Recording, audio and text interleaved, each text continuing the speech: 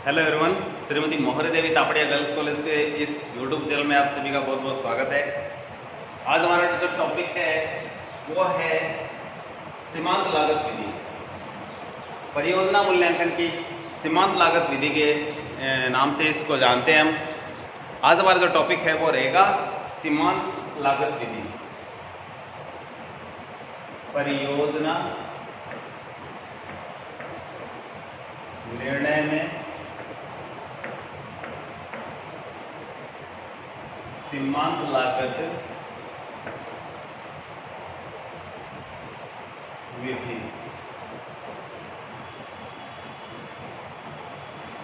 तो जब भी कोई परियोजना स्टार्ट की जाती है तो उसके लिए हमें ये पता होना ज़रूरी है कि हम कोई प्रोजेक्ट जब स्टार्ट करने जा रहे हैं तो कितनी लागत लगेगी, हमारा जो फिक्स खर्चा क्या लगने वाला है, वेरिएबल जो खर्चा इसको परिवर्तनशील लागत बोलते हैं वो क्या लगने वाला है, प्रॉफिट कितना होगा, सेलिंग कितनी होगी। तो इन सभी का आपको नॉलेज होना बहुत ज़रूरी होता है। यदि आपको ये चीज़ें पता नहीं होगी तो आप बिजनेस में लॉस उठाओगे। तो इसलिए कोई भी व्यवसायी जब अपना कोई भी परियोजना स्टार्ट करता है, अपना बिजनेस स्टार्ट करता है या कोई नई मशीन इक्विपमेंट लगाकर कोई बिजनेस स्टार्ट करने की ओर बढ़ता है तो वो इन चीज़ों की जानकारी जरूर लेता है। तो सबसे पहले आज हम बात करते हैं, तो इसके कुछ पार्ट्स हैं। तो सबसे पहले जैसे हमने लिखा है सीमांत लागत विधि, तो सीमांत लागत की बात कर लेते हैं। सीमांत लागत टोटल लागत होती है, उसका प्रति इकाई अंतर होता है। जैसे कि मैं आपको बता दूं कि 10 आदमी मिलकर के और 50 इकाइयों का निर्माण करते हैं, ठीक है, या हम ये कहें कि उनको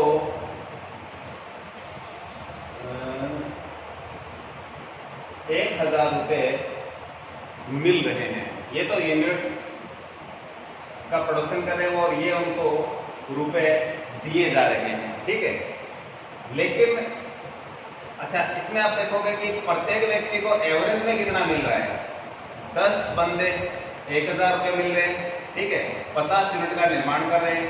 तो अब इनकी बात कर लेते हैं रुपए, तो ये बात करें 10 का भाग लगाएंगे तो एवरेज आता है 100 रुपया। सभी को एवरेज कितना मिल रहा है, 100 रुपया। लेकिन 11वां बंदा आता है इधर तो प्रोडक्शन यूनिट भी बढ़ जाती है। प्रोडक्शन यूनिट हम कर देते हैं 70, ठीक है। तो यानी जो इनकी जो इसके 11वें की जो उत्पादन क्षमता जैसे ही हमने बढ़ाई, यानी 11वां हम आदमी जैसे लगाया तो हमारा जो टोटल प्रोडक्शन था वो कितना बढ़ गया है, 20 यूनिट से बढ़ गया है, ठीक है। तो इधर इसकी जो वैल्यू है वो भी हम बढ़ा देते हैं, हम कर देते हैं 1200 कर देते हैं इधर, ठीक है। तो इसका मतलब है कि एक इकाई के बढ़ाने से हमारे टोटल में भी चेंज हुआ, इधर यूनिट्स के में भी, और जो इनकम है एवरेज वो भी बढ़ गई है, ठीक है। एवरेज इनकम बात करें 11 का भाग लगाए तो अलग आएगी। लेकिन जब बात करते हैं सीमांत लागत की तो हमने भी कहा कि टोटल का पर यूनिट चेंज क्या होता है, सीमांत होता है। तो हम इसका अंतर देखेंगे कि इस एक बंदे की इनकम कितनी है, ये होगी 200 रुपया। इसकी प्रोडक्शन जो वैल्यू है, इसके जो प्रोडक्शन है वो भी ज़्यादा है, ठीक है। एवरेज की बात करें तो वो कम था सभी का, लेकिन 11वें के आने से इसका प्रोडक्शन भी बढ़ करके देखो 70 हो गया पर डे का। ये माने कि पर डे इनका प्रोडक्शन 10 था, 50 था, 11वां लगाते 70 हो गया। सब मतलब एक जने का बढ़ाने से प्रोडक्शन कितना बढ़ गया, 20 यूनिट्स बढ़ गया। और जो टोटल जो इनकम दे रहे थे लोगों को वो कितनी हो गई, अब 1200 हो गई है। तो इस तरीके से देखिए कि टोटल जो इसमें जो इनकम का जो चेंज हुआ है वो हुआ 200 का। तो इस तरीके से टोटल का जो प्रति इकाई अंतर है वो क्या होता है, सीमांत लागत होती है। तो ये जैसे लागत की बात करें तो ये लोगों के लिए तो आय है, लेकिन कंपनी के लिए क्या है, लागत है, क्योंकि कंपनी लोगों को पेमेंट कर रही है। तो हम इसको जो टोटल कॉस्ट आ रही है इसको टीसी बोलते हैं, जो कंपनी चुका रही है लोगों को, ठीक है, लोगों की आय है लेकिन उनके लिए खर्चा है, तो वो 200 रुपये इसकी एक्स्ट्रा है। तो इसकी जो लागत है वो क्या हो जाएगी, एक की जो 200 है। तो इस तरीके से हम सीमांत लागत को समझ सकते हैं। तो सीमांत लागत क्या होती है, टोटल लागत का प्रति इकाई अंतर। इसको हम एक दूसरे एग्जाम्पल के रूप में समझ सकते हैं कि 10 लोगों को 5000 रुपये दिए जा रहे हैं, ठीक है। तो ये 10 की लागत है, ये है 5000। तो पर यदि एवरेज निकालें तो इसका आ जाता है 500 रुपया। लेकिन एक आदमी बढ़ाया हमने 11वां, तो जो कॉस्ट थी वो हो गई है, इसको थोड़ा बढ़ा करके कर देते हैं हम 7,000 कर देते हैं। तो इसका मतलब इसमें जो साधन की जो मात्रा थी, साधन का मतलब हम किसी लेबर की बात कर सकते हैं, ठीक है, या कोई भी साधन की बात करते हैं। तो जो एक बंदा है, जैसे मान लो लेबर की बात कर लेते हैं, तो इसकी जो प्रोडक्टिविटी है या उसकी जो लागत है वो ज़्यादा ही है, ठीक है ना। वो कितना है, ये हुआ है 2,000 का इसमें अंतर आ गया है टोटल में। तो इसका मतलब क्या हुआ कि एवरेज निकाले 11 में तो वो अलग आएगा, लेकिन हमें एवरेज नहीं निकालना है, हमें देखना है कि इसके एक के बढ़ने से जो टोटल कॉस्ट में जो अंतर आया है वो देखना है। तो ये कंपनी के लिए लागत है क्योंकि पेमेंट कर रहे हैं, तो इस तरीके से इनका जो अंतर, ठीक है, ये टीसी थी, टोटल कॉस्ट थी पहले 10 की ये है, लेकिन 11 की ये हो जाती है। तो हम कहेंगे कि सीमांत लागत क्या होगी, इस सीमांत का मतलब अतिरिक्त से होता है, एक सिंगल इकाई से होता है। तो इस जो 11वां जो आदमी बंदा लगाया है उसकी जो सीमांत लागत क्या है, तो हम कहेंगे भी इनका अंतर कितना हो गया कि 2,000 है। तो इस तरीके से एक जने की सीमांत लागत इस तरीके से हम ज्ञात कर सकते हैं। तो ये है सीमांत लागत। तो अब आगे इस लागत का किस तरीके से प्रयोग करेंगे हम आगे देखेंगे। तो सीमांत लागत विधि में जब बात करते हैं अर्निंग की, खर्चे की, तो सबसे पहले इसका एक छोटा सा प्रारूप है, मैं वो लिखता हूँ। तो आप देखेंगे सबसे पहले क्या होता है, सेल्स लेते हैं। सेल्स में क्या क्या चीजें होती है, तो बात करते हैं कि भाई लागत होती है, प्रॉफिट होता है, ये चीजें होती है। तो लागत की बात करें तो दो प्रकार की लागतें होती है। पहला होता है फिक्स कॉस्ट प्लस दूसरी होती है वेरिएबल कॉस्ट, और तीसरा टॉपिक होता है प्रॉफिट। तो लागत में ये तीन चीजें होती हैं। तो मैं इसको शॉर्ट में लिखता हूँ एस, मतलब सेल्स में fix cost plus variable cost plus profit. तो इस तरीके से इसका एक शॉर्ट फॉर्मूला है, ये शॉर्ट फॉर्मूले में आप इसको लिखेंगे। अब हम बात करते हैं कि ये वेरिएबल कॉस्ट और फिक्स कॉस्ट क्या होती है। तो वेरिएबल कॉस्ट ऐसी जो कॉस्ट होती है जो प्रोडक्शन के साथ साथ घटती और बढ़ती है, ठीक है। जैसे कि कारखाना स्टार्ट होगा तो ये लागतें क्या है, स्टार्ट हो जाएगी। कारखाना बंद है तो ये लागतें भी बंद है।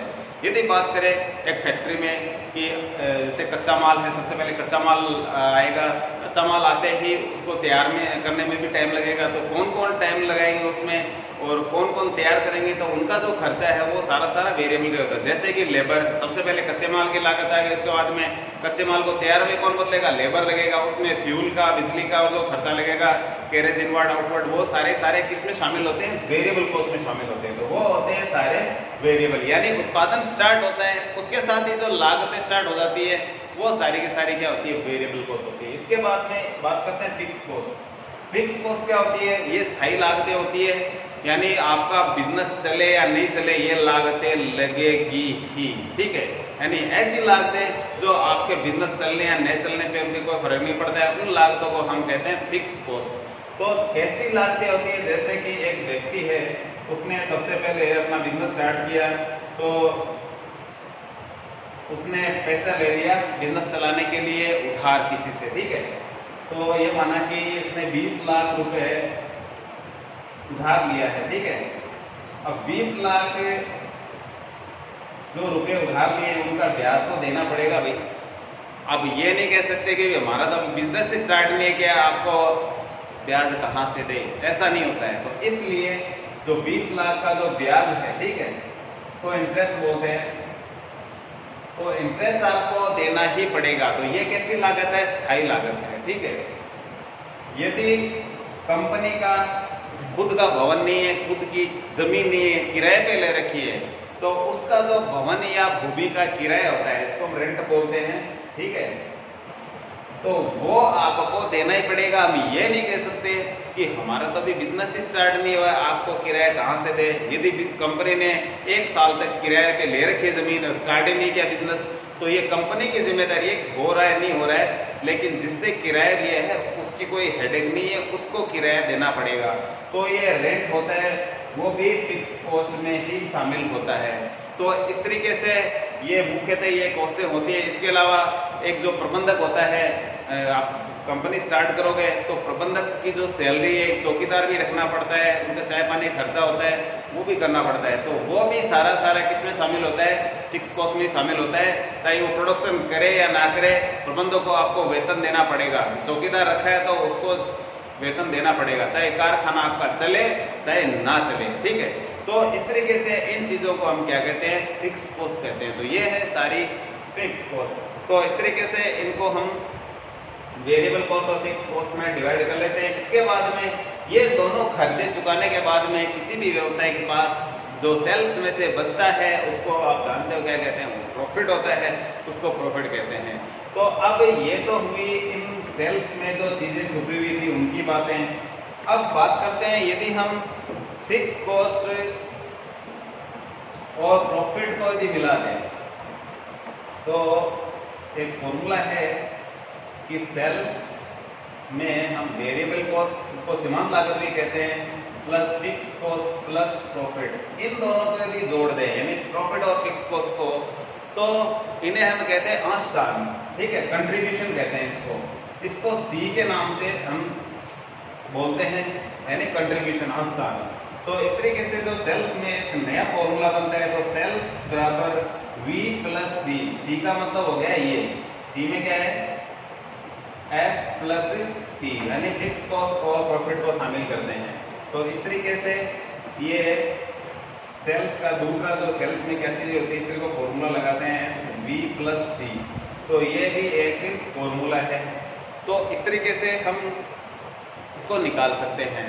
तो आपने जाना कि कंट्रीब्यूशन किसको कहते हैं? कंट्रीब्यूशन में दो चीज़ों को शामिल करते हैं, फिक्स कॉस्ट और प्रॉफिट को हम जोड़ दें तो इसको हम क्या कहेंगे? अंशदान कहेंगे, कंट्रीब्यूशन कहेंगे।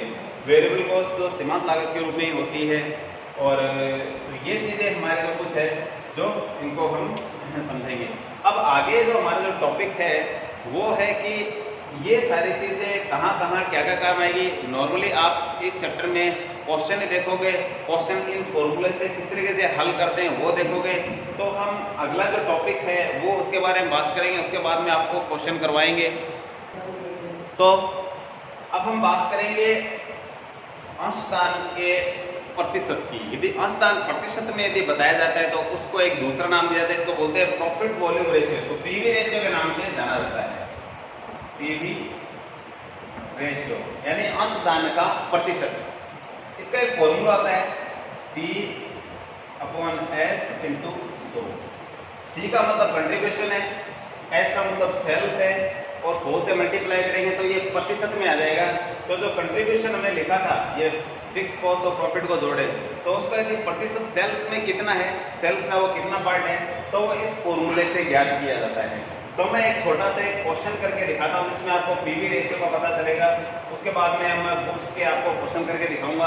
तो सबसे पहले देखते हैं कि ये पीवी रेशियो किस तरीके से निकाला जाता है। ये माना कि सेल्स है 20 लाख रुपया, वेरिएबल कॉस्ट होगी 14 लाख रुपए, फिक्स कॉस्ट होगी 2 लाख रुपए, और प्रॉफिट हो गया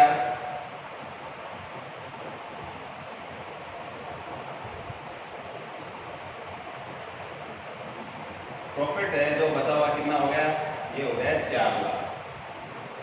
तो इस तरीके से हमारे पास एक ऐसे क्वेश्चन है कि इसमें पीवी रेशियो कितना होगा, यानी कंट्रीब्यूशन का प्रतिशत कितना होगा, तो वो हम निकालते हैं। तो इसका जो फॉर्मूला है C/S इंटू 100। C का मतलब हो गया कंट्रीब्यूशन, तो कंट्रीब्यूशन कितना हमारा, इसमें आप देखेंगे कि इन दोनों को मिलाते हैं, फिक्स कॉस्ट और प्रॉफिट को दिया जाता है 6 लाख। तो 6 लाख हमारा वो क्या है, कंट्रीब्यूशन है। तो इधर क्वेश्चन में जो 6 लाख है, तो मैं यहाँ लिखता हूँ C इज इक्वल, ये आ गया 6 लाख। तो अब हम क्या करेंगे, हम निकालते हैं सेल्स में, इसको यदि घटा दें तो हमने ऑलरेडी निकाल लिया है, सेल्स में से घटाने की जरूरत नहीं है। अब इसको फॉर्मूले में रखते हैं थोड़ा, तो देखते हैं कि ये आता कितना है। तो हमारा जो कंट्रीब्यूशन है वो है 6 लाख, यहाँ लिखता हूँ मैं, बट्टे में इसके नीचे सेल्स ये कितनी थी 20 लाख, इंटू 100। तो आप इस तरीके से इसको हल करते हो तो ये 5 0 से हम 5 0 काट देते हैं, 1 0 से 1 0 काट दिया, ऊपर बच गए ये 60 और तो आगे हल करते तो ये आता है 30%। तो हमारा जो कंट्रीब्यूशन है वो कितना है 30% है। इसको पीवी रेशियो के हम नाम से जानते हैं। तो पीवी रेशियो क्या होता है, कंट्रीब्यूशन का प्रतिशत ही होता है। तो इस तरीके से आज आपने देखा कि सेल्स में कितनी चीज़ें होती हैं और उनसे भी हम एक चीज़ और नई चीज़ लेके कंट्रीब्यूशन क्या होता है और कंट्रीब्यूशन के जो परसेंटेज है उसको हम क्या बोलते हैं, इसको हम बोलते हैं पीवी रेशियो। ठीक है, तो आगे इनके जो क्वेश्चन है वो हम हल करेंगे। आज के लिए इतना ही, मिलते हैं नेक्स्ट वीडियो में नेक्स्ट टाइम। तो अपने वीडियो को लाइक कीजिए, चैनल को शेयर कीजिए। धन्यवाद।